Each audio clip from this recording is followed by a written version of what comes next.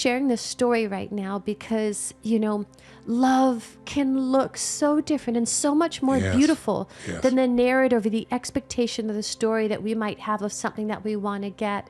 And then here life blesses us with this unexpected, unbelievably, just beautiful gift that I'll speak for myself, you blessed my life with, to be a mom.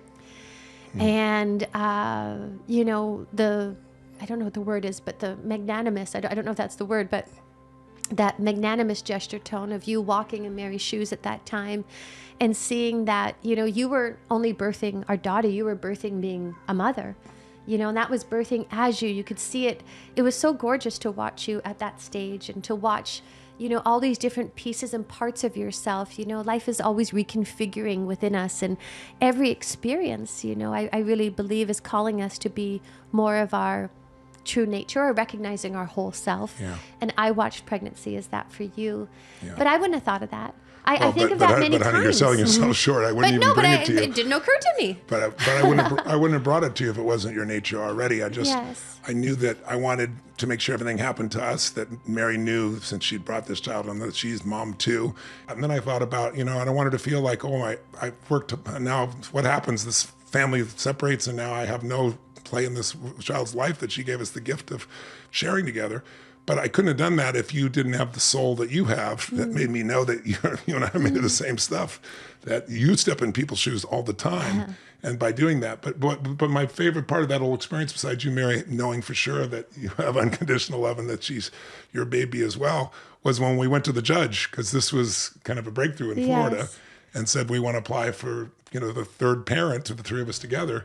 And the judge normally... Actually, Mary, do you mind telling that story? Why don't you share the story from your perspective? I think it'd be beautiful from Mary your lens. Mary was very stressed that day. I said, Mary, if she says no, we're going to get this through, but they made it clear. They don't say during the session today. They tell you a couple weeks later, they're not going to give you an answer today. But why don't you share that? I think that's a great idea.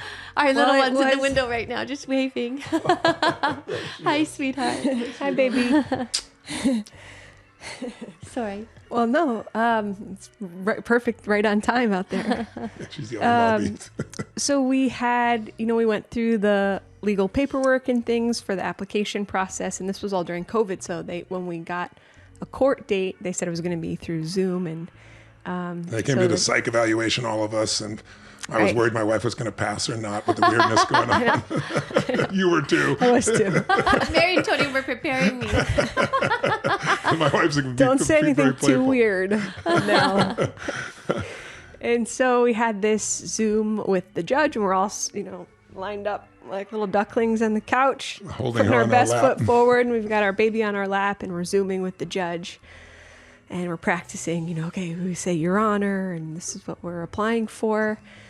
And someone who had set up our Zoom, you know how the little name is on the bottom of your screen, and someone had set it up that said Robin's Family Zoom. So it was the three of us and baby.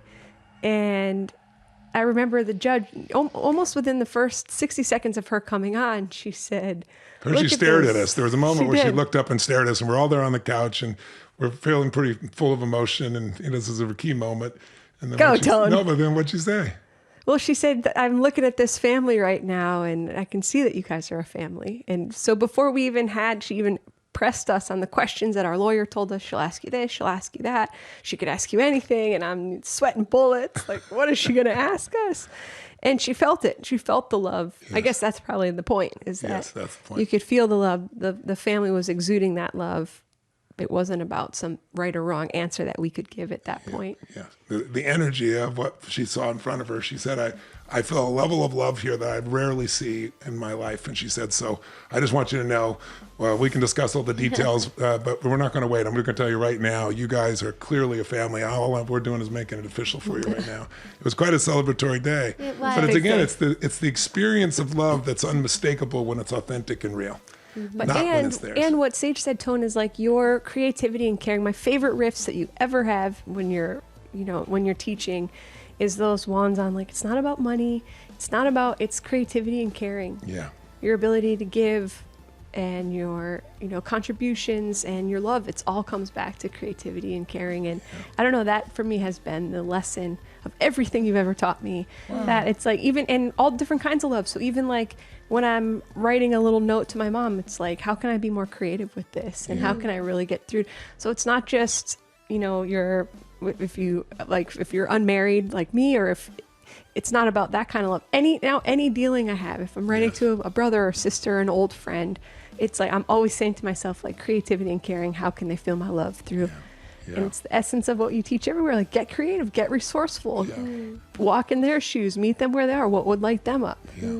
When people think of lifestyle, they think of things. When lifestyle is all relationships. Yes. But as you said, it's not like, you have the money to do something. It's not that. It's thinking about how do we do it in a way that produces surprise or awe or feeling overwhelmingly appreciated or enjoyed. Or it's like I live to create those moments for our clients, for our friends, for our chosen family, for each other.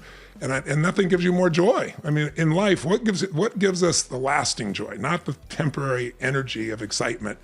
It's almost always something where you grew, where inside you faced something difficult, you grew. And then because you grew, there's an insight, there's a feeling, there's emotion, there's a greater strength, there's a greater capacity to care. And now you're able to share something. Like whenever we have something beautiful happens in our life, what's the first thing you want to do? Share with somebody you love. Because it magnifies it. That's what relationship is. It's the magnifier of human emotion. So if you're both really messed up in a really terrible place, you'll magnify the negative. But if you're coming from just a warm, loving, kind, as simple as those words are, place, it opens the door for a deeper level of love for anyone. It does. And I love, Tony, that you just said about growth as well, because if I think of this constellation and every day as a parent, and as I observe, both of you parent, as I observe you mothering, as I observe you fathering, as I observe this little lady in our life, and sometimes I'll watch you and I think like, gosh, I would never do that as a mom. And, when we are dropping and we are willing to get out of our human self and we drop our judgments and we just observe this beautiful love in life that, we are blessed with here now, wherever you are listening to this. It's a miracle. And it's a gift to share it with you too right now. But I do just want to say that I feel like I'm a better human being because, and I've been stretched. That whole process is certainly, as much as it's been a blessing, there's been moments where it's been a stretch. All the different pieces of you carrying, our daughter, and then, mind coming through. Will she bond to me? Will she want to go to me? You'll be breastfeeding. Like all these human, even if love is so blessed and life is so abundant, we all have those thoughts to transcend because they are just a thought. When I believed them, I really suffered. I doubted myself, or all the feelings of not enoughness, or you say beating yourself up. That can be part of this human experience. And I think a gift of love is taking responsibility for our inner stuff, our inner discord, and rising above that noise so that we can notice and recognize something